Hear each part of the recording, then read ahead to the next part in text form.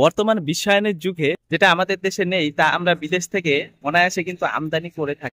তবে এই সব আমদানি করতে গিয়ে কিন্তু ভালো জিনিসের পাশাপাশি কিন্তু এমন কিছু ক্ষতিকর জিনিস চলে আসে, যার ক্ষতিকর দিকটা কিন্তু খুবই ভয়ানক। বন্ধুরা, আমার পেছনে যে গাছ দেখতে পান, এই গাছগুলো, এটি কিন্তু বন্ধুরা আমাদের দেশের অতিথি, কারণ এর নাম হলো পার্থেনিয়াম।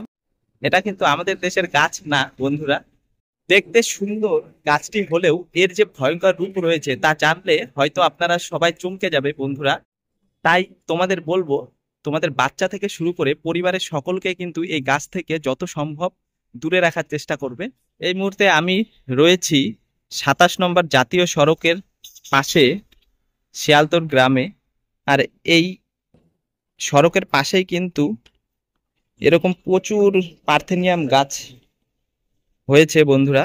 দেখো কত কাতারে কাতারে কিন্তু এই রাস্তার দুপাশ দিয়ে কিন্তু প্রচুর পার্থেনিয়াম গাছ রয়েছে। তো বন্ধুরা, তোমরা ক্যামেরার সামনে যে গাছটি দেখতে পাচ্ছ, এই গাছটির নাম হলো পার্থেনিয়াম। দেখো বন্ধুরা, ভালো করে লক্ষ্য করো, গাছটির পাতাগুলো সরু সরু পাতা, আর ফুলগুলো কিন্তু সাদা সাদা সাদা ফুল। তো আমি খুবই সাবধানের সঙ্গে ভিডিও করছি যাতে গাছটির সঙ্গে ছোঁয়া না লেগে যায় আমার। কেননা বন্ধু, এই গাছটি খুবই কিন্তু ভয়ঙ্কর একটি গাছ।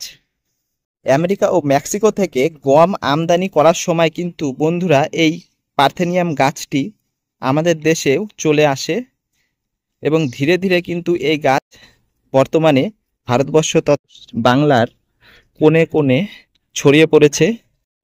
এই গাছটির যে ফুল রয়েছে, এই ফুলের রেণু যদি বাতাসের মাধ্যমে মানুষের শরীরে প্রবেশ করে তাহলে কিন্তু শ্বাসকষ্ট থেকে শুরু করে ফুসফুস জনিত বিভিন্ন রোগ, এমনকি হাঁপানি পর্যন্ত হয়ে থাকে। এছাড়াও এই গাছের সংস্পর্শে আসলে কিন্তু ক্যান্সার পর্যন্ত হতে পারে বন্ধুরা। তাহলে ভাবুন বন্ধুরা, কত ভয়ঙ্কর এই গাছ, যেটা হয়তো অনেকেই জানেন না আপনারা। এছাড়াও এই গাছ কিন্তু গবাদি পশু খেলে গবাদি পশু মারা যেতে পারে বন্ধুরা। বর্তমানে এই গাছ কিন্তু প্রচুর কৃষি জমিতে ছড়িয়ে পড়েছে, যার ফলে কিন্তু ফসল উৎপাদনও কমে গেছে।